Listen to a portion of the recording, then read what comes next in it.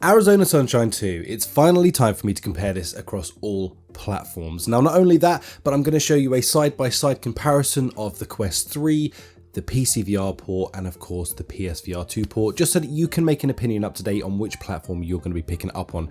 As well as that, we're going to be doing a full review of the game. The first section of this we are going to do completely spoiler free. The second section I'm going to dive into the story a little bit more and tell you some stuff that is kind of, you know, game breaking and spoiler filled section of the game. I'm going to completely timestamp this, so make sure you're checking out our timestamps. If you don't want to be spoiled, don't worry, I'm going to save you for the first section. It's just talking about the things that you're going to care about, and then I'm going to get into a spoiler section towards the end of the video. It's all timestamped. Keep an eye on those timestamps. Okay, so let's start off with the bad news. The bad news of this is the game's length. I don't want to beat around the bush. It sucks that it is 4 hours worth of game, maybe 5. I actually personally completed this just under 4 hours, but I was kind of just pushing through this just to review it. I wanted to see all the story. I wanted to understand the game.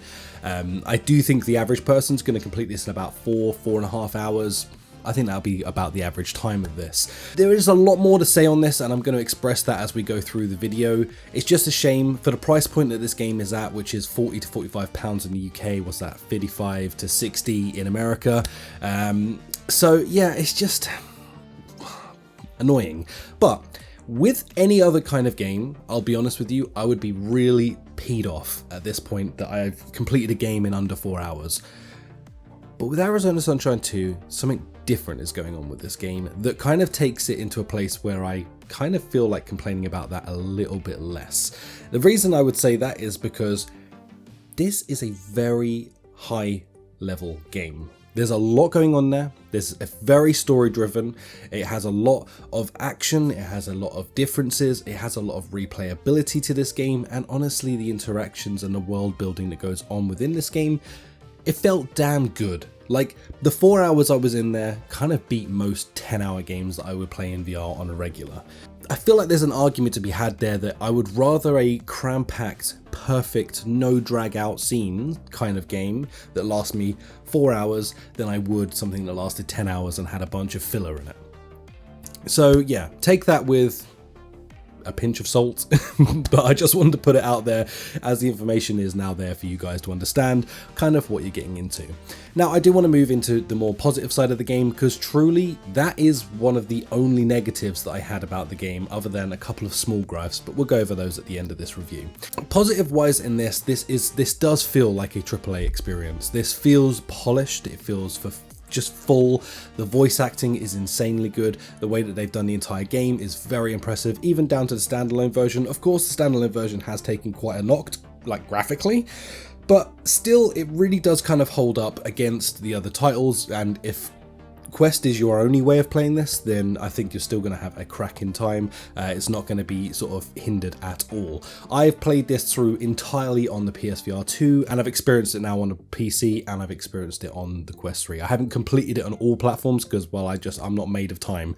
But I have experienced it on all the other platforms in order to be able to capture footage and just get a good understanding of how things are. Now, personally, my favorite way of playing this so far has been the PSVR 2, just because of the haptic controllers. They really sold it to me. Shooting those guns, feeling that impact, feeling the head haptics, hand haptics going on, all of that together just made for an incredible experience. So kind of is the platform of my choice. Anything past that though, you're still going to have a cracking experience. Quest 2 is good. There's no real enhancements for Quest 3 yet, unfortunately, but they're due to be coming out later this year to early next year. So they are working on things that are going to make it even better for the Quest 3. And of course, PC is really down to the power of your PC. I can't comment because I can say it looks amazing on my like top end 30 series card, but if you've got like a 2010, then probably not going to look that great. So it's really subjective to your PC build for that. The dog mechanics I've spoken about before. Honestly, Buddy is such a joy. I loved having a pet with me the entirety of this game. It's freaking dope. It just really sells the experience. You feel that story of the lonely man needing connection with someone and finding Buddy, and that is the answer to this man's prayers. And essentially, like, your friendship that you grow between you and your companion pet, just, it blossoms throughout the entire story. And I loved literally every minute of having the dog with me. The interactability, being able to put silly hats on Buddy, being able to store weapons on Buddy. There are so many useful things that made it just one hell of an experience with having a companion pet. It genuinely gets a stamp of approval from me that it's the best companion we've ever had in a virtual reality game, full stop. Had so much personality in the dog, they had so much of everything going on with it, even the controllers, just perfect. So as far as I'm concerned with that, amazing job, it just doesn't get better. Weapons felt phenomenal. Now a lot of this felt very borrowed from After the Fall, not a problem with that at all in my opinion, because it's their game to start with.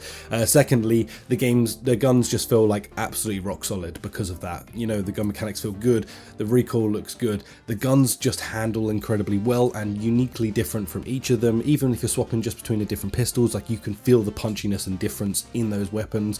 And honestly, you feel super OP when you get things like an LMG versus, you know, just a pistol, and of course like the different rifles and everything. It just feels great, and I'm super glad that they put that array of weaponry in there. And honestly, I'm just pleased that they did use things from like After the Fall, because again, it gave them time to refine those weapons and make them feel damn good in virtual reality. And it's something that not every game manages. So as far as it goes for weaponry, absolutely dope. There's an array of melee weapons as well, so you're going to be able to get in there and get freaking dirty with like pickaxey type weapons, axes, and of course like machetes and things. It really gets pretty spicy, even a frying pan if you really fancy it. Now for my final thoughts before we dive into that spoiler section at the end, where I'm going to talk to you about the story and my thoughts on the story. I think this game is worth the money.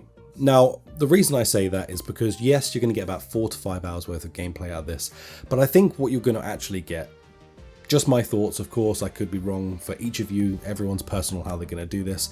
I've played through this entirely solo. Loved every single second of it. That's 4 hours of my life spent well enjoying the game. I'm going to replay this entire game again with a friend because I want to experience this entire thing with a friend. I think doing that playthrough is probably going to add another hour and a half to this, because you're going to mess around, being silly in different spots, having to save each other, of course, if you get downed and stuff. So I can't wait to do that. That automatically takes this game up to pretty much like a 10-hour game, maybe 11 at max. So at that point, I'm pretty pleased with the price. So that's my final thoughts on this. I do think this is worth the money. It's a shame that it's not longer, but in the same respect, I'm pleased with how it is. Not only that, and this is spoiler free, the game does end in a way where we can definitely expect to see some DLC in the future. Now we know with Arizona Sunshine 1, we got plenty of DLC after that took us through some additional missions and some other fun things that we got a chance to do. I'm hoping they continue that with this. If they do, it would be an absolute blessing to this game to be able to jump back in and continue this story, or just get some multiplayer missions that tag on to the end of this, extending the story in that way. All in all, the game's worth the money. If you're looking for a hell of an experience in VR, get it, and you'll thank me later. I'm glad that I've made you aware of the timing in this, and I also really hope that I haven't put you off the game by making you aware of how long this game is. I'm very interested to see what others' opinions are on this game. Personally, like I say, I don't think it's the end of the world, the length. I just think that it would have been nice to have it longer, but with the way things are, I think you're going to get enough replayability to this to make it worth the time. Right, now we go into the spoiler section of this game, where I really want to talk about the story. There's a lot that happens in this game that was incredible. So I'm just going to sort of give it to you in a nutshell what actually happens in this game to round it off and kind of get you to the point where you understand exactly where my experience was with this game. You get in as a lonely man looking for just some sort of companionship, right? You just need a friend, another voice to hear that isn't Fred the zombies, as he names all of the zombies Fred in this. You come across Buddy after finding him in the back of a helicopter that has crashed near you. Turns out this dog is actually Patient Zero, the first canine to have the virus, and they are kind of the reason that this virus spread the way that it did, causing the zombie outbreak essentially.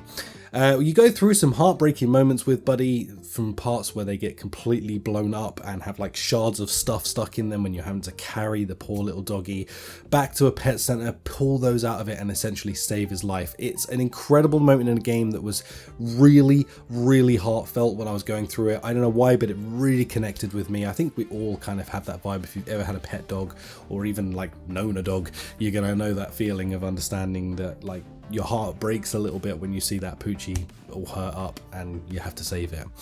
Leading through that, you go through some very emotional things where you finally get the dog back to the military. After thinking initially that it was a human you were looking for, it turns out that it is Buddy the dog. They come and not only steal the dog from you, but also like kidnap you as well.